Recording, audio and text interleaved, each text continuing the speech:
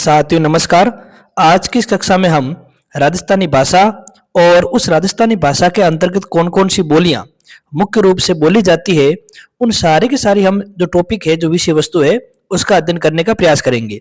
लेकिन विद्यार्थियों, जब आप राजस्थान का अध्ययन या राजस्थान के जीके पढ़ते हैं और जब आप इस टॉपिक की ओर जाते हैं, तो कई बार हमें ये टॉपिक थोड़ा सा जटिल नजर आता है, थोड़ा सा अटपटा नजर आता है कि किस प्रकार से हम भाषा को याद रखें, किस प्रकार से उसकी बोलियों को याद रखें।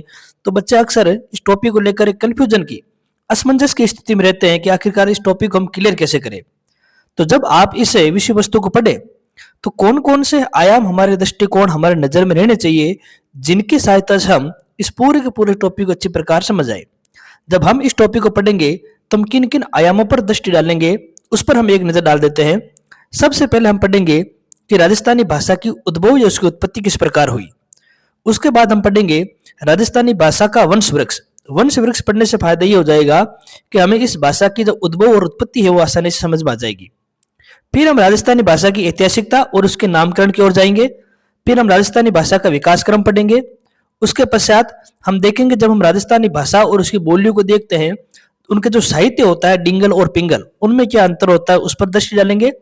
फिर राजस्थानी भाषा का विभिन्न विद्वानों के द्वारा, जैसे जॉर्ज अब्राहम ग्रियर्सन महोदय है, एलपी टेसीटोरी महोदय है, या अध्ययन की दृष्टि से इस भाषा का जितना भी वर्गीकरण किया है उसको हम देखने का प्रयास करेंगे। फिर राजस्थानी भाषा की प्रमुख बोलियां और उनको क्षेत्र को हम राजस्थान के मैप में पढ़ने का प्रयास करेंगे। और अंत में आरएस प्री आरएस मेंस में इस टॉपिक से जुड़े कैसे प्रश्न आ सकते हैं, उनके बारे में हम दृष्टि डालेंगे। तो देखिए, इस प्रकार के हम आयाम पढ़ेंगे तो आसानी से हमें टॉपिक भी समझ में आ जाएगा। राजस्थानी भाषा की उत्पत्ति को समझने से पहले विद्यार्थियों, हम राजस्थानी भाषा के वंश वृक्ष पर एक नजर डाल लेते हैं। वंश वृक्ष को अगर हम समझ लेंगे तो हमें ये स्लाइड में जो भी लिखा हुआ है वो आसानी से हमें समझ में आ जाएगा। तो वंश वृक्ष की अगर हम बात करेंगे तो सबसे पहले विद्यार्थियों, आप ये समझिए कि एक मूल भाषा है और उस मूल भाषा का नाम है भारोपीय भाषा। अब आपको ये नाम भी रटना नहीं है कि भारोपीय भाषा होती क्या है, आप इसको भी समझ सकते हैं विद्यार्थियों। जैसे एक आपके महाद्वीप है आपके यूरोप महाद्वीप, और दूसरा जो महाद्वीप है आपके एशिया। और यूरोप और एशिया महाद्वीप में सम्मिलित रूप से बोली जाने वाली जो भाषा है, उस भाषा को ही आपके भारोपीय भाषा नाम दिया गया है। अब इसमें भारोपीय जब आप शब्द पढ़ते हैं तो इसमें यूरोप नाम तो आ रहा है, पर एशिया नाम देखिए नहीं आ रहा है। तो अगर हम इसे पूरे सूत्र को और सरल करेंगे तो एशिया के ही कौन सा भाग विद्यार्थियों आपके दक्षिणी एशिया, और दक्षिणी एशिया में ही कौन सा देश विद्यार्थियों आपके भारत। तो जो आपके भारत है और जो आपके यूरोप है, इन दोनों भागों में सम्मिलित रूप से बोली जाने वाली भाषा को ही भारोपीय भाषा बोलते हैं। इसलिए यहाँ पर जो भार शब्द है ये आपके भारत को संदर्भित करता है, और जो यूरोपीय शब्द है वो आपके यूरोप को संदर्भित करता है। तो अब आप इस शब्द को भी रटे नहीं विद्यार्थियों कि भारोपीय भाषा। तो यह आप समझ गए होंगे कि जो भारत और यूरोप में सम्मिलित रूप से बोली जाने वाली भाषा है उसी को बोलते हैं भारोपीय भाषा। अब हमारे सामने दूसरा ही प्रश्न आता है कि सर कौन कौन सी भाषाएं भारोपीय भाषाएं हैं। तो आप इस बात को जानकर आश्चर्यचकित हो जाएंगे विद्यार्थियों। जैसे आज कई सारी भाषाएं बोली जाती है वर्तमान में, जैसे आप बात कर लीजिए संस्कृत की, जैसे आप बात कर लीजिए आपके अंग्रेजी भाषा की, या फिर आपके प्राकृत भाषा की, या फिर आपके फारसी भाषा की। ये सारी की सारी भाषाएं एक ही भाषा से आपकी बनी हैं और उस भाषा का नाम है आपके भारोपीय भाषा। अब ये भारोपीय भाषा बोलने वाले विद्यार्थियों दो भागों में विभाजित हो गए। इनका एक भाग आपके भारत और ईरान में बस गया, और एक भाग इनका यूरोप और रूस के मध्य बस गया। भारत और ईरान में बसने वाले लोगों की जो भाषा है उसको भी फिर हमने अलग अलग नाम दे दिए। जैसे भारोपीय भाषा बोलने वाले वह लोग जो भारतीय क्षेत्र में बस गए, उनके द्वारा बोली जाने वाली भाषा को हम बोलते हैं भारतीय आर्य भाषा, और इसी को ही आम जन्म हम बोल देते हैं वैदिक संस्कृत। ईरान में बसने वाले लोग जो भारोपीय भाषा का इस्तेमाल करते हैं, उनकी भाषा के लिए हमने शब्द इस्तेमाल कर दिया ईरानी आर्य भाषा, और इसे हम सामान्यतः अवेस्ता नाम से जानते हैं। तो यहां पर एक बात समझिए, जो हमारी वैदिक संस्कृत है अर्थात भारतीय आर्य भाषा, और जो अवेस्ता भाषा है अर्थात ईरानी आर्य भाषा, ये दोनों की दोनों भाषाओं का जो निर्माण हुआ है, जो विकास हुआ है, वो भारोपीय भाषा से हुआ है। लेकिन आप इस बात को भी रटे नहीं कि सर ने कह दिया और हमने मान लिया। हमें यहाँ पर अपने आप से फिर से एक प्रश्न करना है कि क्या वैदिक संस्कृत भाषा और अवेस्ता भाषा एक ही भाषा से निकली है। तो मैं यहाँ पर आपको कुछ उदाहरण दूंगा और उस उदाहरण से फिर आप समझ जाएंगे कि ये बात बिल्कुल सत्य साबित हो सकती है। जैसे मैंने यहाँ पर एक शब्द लिखा विद्यार्थियों, देखिए सो। सामान्यतः इस सो शब्द का इस्तेमाल किस भाषा में किया जाता है? आपके हिंदी भाषा में किया जाता है। फिर मैंने यहाँ पर एक शब्द लिखा विद्यार्थियों, देखिए शतम। शतम का अर्थ भी सो ही होता है और ये आपके किस भाषा में इस्तेमाल होता है? आपके संस्कृत। अब मैं एक शब्द और इस्तेमाल करता हूं विद्यार्थियों, देखिए शतम। देखिए लिखने का तरीका थोड़ा सा अलग है और इस शब्द का इस्तेमाल किस भाषा में किया जाता है विद्यार्थियों? अवेस्ता। तो आप तीनों शब्दों को देखिए। आप अगर तीनों शब्दों को देखेंगे, जैसे मैंने ये सो लिखा है, सो के बाद मैंने ये शतम लिखा है और शतम के बाद फिर मैंने इस प्रकार शतम लिखा है। ये तीनों शब्द हिंदी भाषा का, संस्कृत भाषा का और अवेस्ता भाषा का, तीनों को लिखने का तरीका लगभग एक जैसा है, तीनों को उच्चारण का तरीका एक जैसा है। इससे पता लग रहा है कि कहीं ना कहीं संस्कृत भाषा, हिंदी भाषा और आपके अवेस्ता भाषा एक दूसरे से जुड़ी हुई है। और ये तीनों जो भाषाएं हैं किससे निकली? आपके भारोपीय भाषा से। तो ये पहली स्लाइड हमें समझ में आ जानी चाहिए कि भारोपीय भाषा बोलने वाले लोग दो भागों में बट गए, भारत, ईरान, यूरोप और रूस। भारत और ईरान भी दो भागों में बट गए, भारतीय आर्य भाषा और ईरानी आर्य भाषा। भारतीय आर्य भाषा को हम बोलते हैं वैदिक संस्कृत और ईरानी आर्य भाषा को बोलते हैं हम अवेस्ता। अब क्योंकि जो यूरोप, रूस, ईरानी वाला भाग हमारे सिलेबस का पार्ट नहीं, तो हम इसको यहीं छोड़ देंगे और वैदिक संस्कृत आगे किस प्रकार से विभाजित होती गई उसको हम पढ़ते जाएंगे। तो जो वैदिक आपके संस्कृत विद्यार्थियों, ये किस कालक्रम में बोली गई थी? लगभग आपके जो आपके वैदिक काल का पीरियड है, अर्थात 1500 से लेकर 500 ईसा पूर्व है। इस समय हमें वैदिक कालक्रम दिखाई देता है, ऋग्वैदिक काल और उत्तर वैदिक काल। उस समय जो भाषा बोली जाती थी उसी को बोलते हैं वैदिक संस्कृत। वैदिक संस्कृत को आपके देवताओं की भाषा कहा जाता है और ये आपके 1500 से लेकर 500 ईसा पूर्व के बीच में बोली जाती है। और इसको वैदिक संस्कृत क्यों बोलते हैं? इसको वैदिक संस्कृत इसीलिए बोलते हैं क्योंकि इसी भाषा में वैदिक साहित्य रचा गया था, जैसे वेद, इसके बाद में ये आरण्यक, इसके बाद में आपके ब्राह्मण ग्रंथ और ब्राह्मण ग्रंथ के बाद में उपनिषद। ये जो जितने भी हमारे मूल ग्रंथ हैं वो आपके इसी भाषा में रचे गए वैदिक संस्कृत में। तो विद्यार्थियों, जो 1500 से लेकर 500 ईसा पूर्व के बीच में जो भाषा बोली गई है उसी को हम वैदिक संस्कृत बोलते हैं और वैदिक संस्कृत के लिए हम भारतीय आर्य भाषा शब्द का इस्तेमाल करते हैं। लेकिन समय के अनुसार इस वैदिक संस्कृत में बदलाव होता गया, इसमें कुछ आपके परिवर्तन होता गया और वैदिक संस्कृत आपके दो भागों में बट गई। एक भाग हो गया आपके लौकिक संस्कृत का और एक भाग हो गया आपके पाली भाषा का। और ये बदलाव 500 ईसा पूर्व से 100 ईस्वी सन के मध्य हुआ। तो देखिए विद्यार्थियों, बदलाव भी एक साथ नहीं होता है, बदलाव होने में भी 100, 200, 300 वर्षों का समय लग जाता है। 1500 से लेकर 500 ईसा पूर्व के बीच में जो वैदिक संस्कृत थी वही आपके 500 ईसा पूर्व से लेकर 100 ईस्वी सन के मध्य दो भागों में बट गई। एक तो आपके लौकिक संस्कृत और एक आपके पाली भाषा। अब विद्यार्थियों, हमें यहाँ पर फिर एक बात ध्यान रखना है, रटना नहीं पाली शब्द। आपको ये भी पता होना चाहिए कि पाली आखिरकार है क्या। तो कुछ विद्वानों के अनुसार जो बौद्ध धर्म के लोग हैं जिन्होंने जिस भाषा का पालन किया, जिस भाषा को पोसा, उसी भाषा को बोलते हैं आपके पाली भाषा। जबकि कुछ विद्वान ये बोलते हैं विद्यार्थियों कि जो गांव या फिर आपके पल्ली में विकसित होने वाली भाषा को ही पाली कहा जाता है। तो विद्यार्थियों, जो पाली भाषा है वो नामकरण कैसे हुआ वो भी हमने देख लिया है। और यही जो पाली भाषा है समय अनुसार आपके प्राकृत भाषा में परिवर्तन हुआ।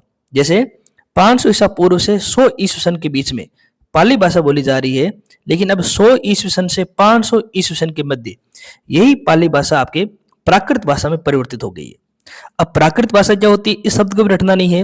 वह भाषा जो प्राकृतिक रूप से विकसित होती है, जो आम जन के बोलचाल से विकसित होती है।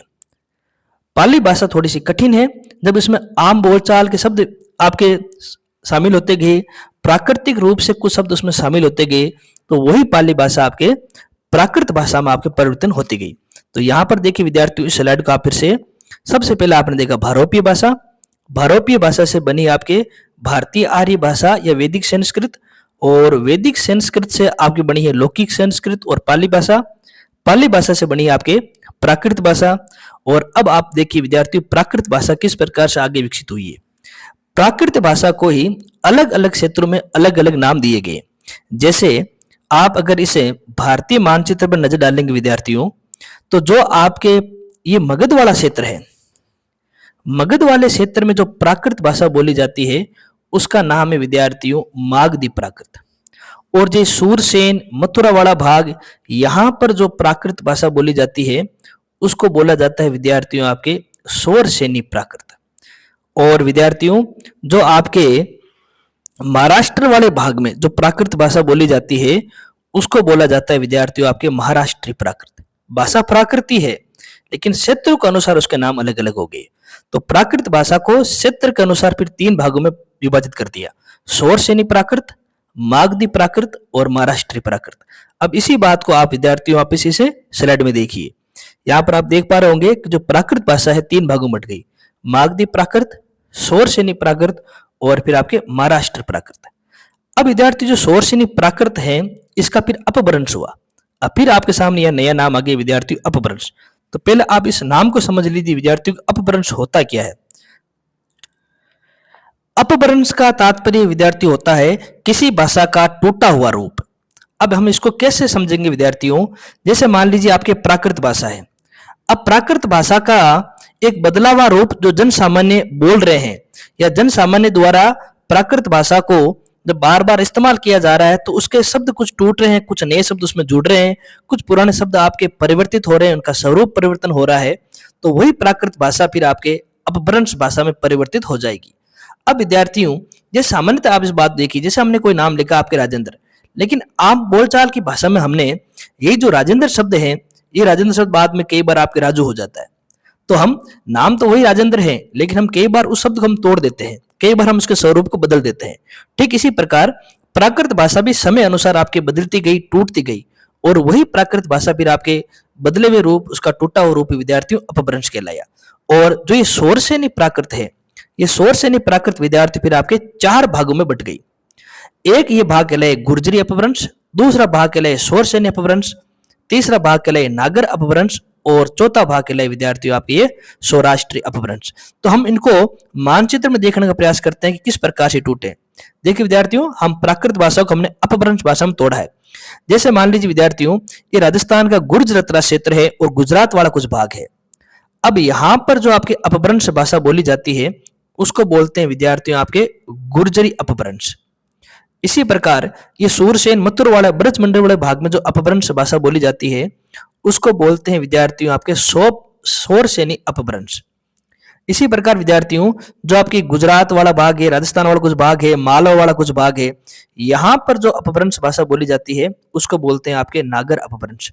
और जो आपके सौराष्ट्र वाला भाग है, गुजरात सटाव सौराष्ट्र वाला भाग, यहाँ पर जो अपभ्रंश भाषा बोली जाती है उसको बोला जाता है विद्यार्थियों आपके सौराष्ट्रीय अपभ्रंश। तो ये बात आप अच्छी तरीके से समझ गए होंगे विद्यार्थियों कि जो आपके शोरसेनी प्राकृत है वो शोरसेनी प्राकृत ही आपके फिर 4 भागों में बटी है, गुर्जरी अपभ्रंश, शोरसेनी अपभ्रंश, नागर अपभ्रंश और अंत में आपके सौराष्ट्रीय अपभ्रंश। और इनमें से जो गुर्जरी अपभ्रंश है इन्हीं से फिर एक नई भाषा का निर्माण हुआ जिसको बोलते हैं आपके राजस्थानी भाषा। हालांकि कुछ विद्वान शोरसेनी अपभ्रंश से भी राजस्थानी भाषा का निर्माण मानते हैं, कुछ विद्वान नागर अपभ्रंश से भी राजस्थानी भाषा का निर्माण मानते हैं और कुछ विद्वान सौराष्ट्रीय अपभ्रंश से भी राजस्थानी भाषा का निर्माण मानते हैं। लेकिन जो आम जन को ये बात स्वीकार है, जो सामान्यतः परीक्षा में सही माना जाता है, वो यही है कि गुर्जरी अपभ्रंश से ही फिर आपके राजस्थानी भाषा का निर्माण हुआ। अब आप एक बार फिर से इस वंश वृक्ष को समझने का प्रयास करें, फिर हम इसकी उत्पत्ति की ओर जाएंगे। समय लग गया लेकिन विद्यार्थियों ये बात आपको आसानी से अच्छी तरीके से समझ में आ जाएगी। सबसे पहले भारोपी भाषा, भारोपी भाषा से फिर आपके वैदिक संस्कृत जिसको हम भारतीय आर्य भाषा भी बोलते हैं। फिर आपके इस वैदिक संस्कृत से 2 भाषा निकली, लौकिक संस्कृत और पाली भाषा। पाली भाषा से फिर निकली आपके प्राकृत भाषा और जो प्राकृत भाषा है वो 3 भागों में बटी है, मागधी, शोरसेनी और महाराष्ट्री। इसमें जो शोरसेनी है फिर 4 भागों में बट गई, गुर्जरी, शोरसेनी, नागर और सौराष्ट्री। और इनमें से जो गुर्जरी अपभ्रंश है उसी से फिर राजस्थानी भाषा का निर्माण हुआ। इसीलिए हम बोलते हैं राजस्थानी भाषा का निर्माण विद्यार्थियों किस प्रकार हुआ, शोरसेनी प्राकृत के गुर्जरी अपभ्रंश से राजस्थानी भाषा का निर्माण हुआ। और यही बात विद्यार्थियों मैंने सबसे पहले स्लाइड में लिखी थी और अब आप उस स्लाइड को आसानी से समझ पाएंगे कि राजस्थानी भाषा का विकास शोरसेनी प्राकृत के गुर्जरी अपभ्रंश से इस भाषा का विकास आपके हुआ है। तो वंश वृक्ष को हमने अच्छी तरीके से समझा है, इसीलिए हमें स्लाइड भी हमें आसानी समझ में आ गई है विद्यार्थियों। अब एक बात हमें और भी ध्यान रखनी है कि सर वास्तव में क्या भारोपी भाषा से सारी भाषा बनी है। तो मैं आपको और उदाहरण दूंगा और उस उदाहरण से आपके दिमाग में बात अच्छी तरीके से और समझ में आ जाएगी। जैसे एक शब्द आता है आपके पेटे, और इस पेटे के लिए ही एक शब्द और इस्तेमाल किया जाता है आपके पेटर।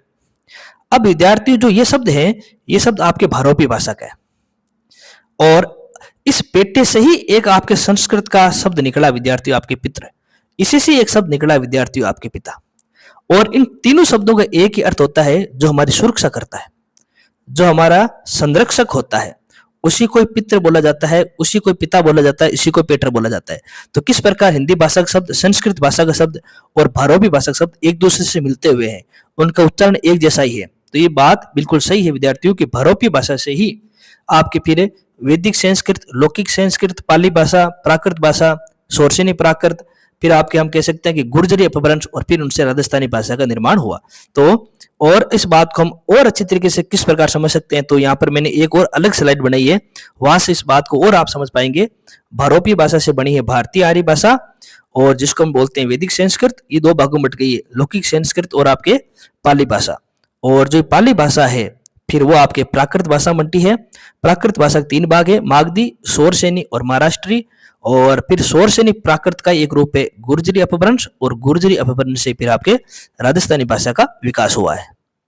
परीक्षा की दृष्टि से विद्यार्थियों हमें इस बात को भी ध्यान रखना है कि जैसे हमने कह दिया कि सोरसेनी प्राकृत से फिर आपके गुर्जरी अपभ्रंश बना, और गुर्जरी अपभ्रंश से फिर आपके राजस्थानी भाषा का विकास हुआ। यह सामान्यतः आपके मान्यता वाला आपके हम कह सकते हैं पॉइंट है। लेकिन परीक्षा की दृष्टि से हमें इस बात को भी ध्यान रखना पड़ेगा कि किन किन विद्वानों ने राजस्थानी भाषा का गुर्जरी अपभ्रंश से निर्माण होने का आपके समर्थन किया है, किन लोगों ने सोरसेरी अपभ्रंश से राजस्थानी भाषा का निर्माण माना है, किस विद्वानों ने आपके नागर अपभ्रंश से माना है, और सौराष्ट्रीय अपभ्रंश से राजस्थानी भाषा का विकास का समर्थन करने वाले विद्वान कौन कौन से हैं। तो हमें उनके एक नाम जरूर याद रखने चाहिए, क्योंकि अक्सर परीक्षा में ऐसे प्रश्न पूछ लेते हैं कि किन विद्वानों ने राजस्थानी भाषा के विकास किस अपभ्रंश से माना है। तो सामान्यतः हम अगर बात करेंगे विद्यार्थियों, जो सबसे अधिक मान्य मत है गुर्जरी अपभ्रंश वाला। मोतीलाल मनेरिया और कन्हैयालाल माणिकलाल मुंशी महोदय ने इस बात का समर्थन किया कि राजस्थानी भाषा का विकास गुर्जरी अपभ्रंश से हुआ है। जबकि एलपी टेस्टोरी मोदी, हम आगे पढ़ेंगे एलपी टेस्टोरी मोदी के बारे में, और चंद्रधर शर्मा गुलेरी और जनार्दन राय, उन्होंने इस बात को संकेत किया है कि राजस्थानी भाषा के विकास सोरसेनी अपभ्रंश से हुआ है। जॉर्ज अब्राहम गिरियर्सन और पुरुषोत्तम मनेरिया, इन दोनों विद्वानों को यह मानना है कि नागर अपभ्रंश आया है और नागर अपभ्रंश से भी राजस्थानी भाषा का विकास हुआ है। जबकि सुनीति कुमार चटर्जी ने कहा है कि जो सौराष्ट्रीय अपभ्रंश है, सौराष्ट्रीय अपभ्रंश से भी राजस्थानी भाषा का विकास हुआ है। तो यहाँ पर देखिए विद्यार्थी, 4 अपभ्रंश भाषा है और चारों से भी राजस्थानी भाषा का विकास हुआ है। इस मत को देने वाले अलग अलग विद्वान है, लेकिन जो सबसे मान्य मत है वो गुर्जरी अपभ्रंश वाला ही माना जाता है।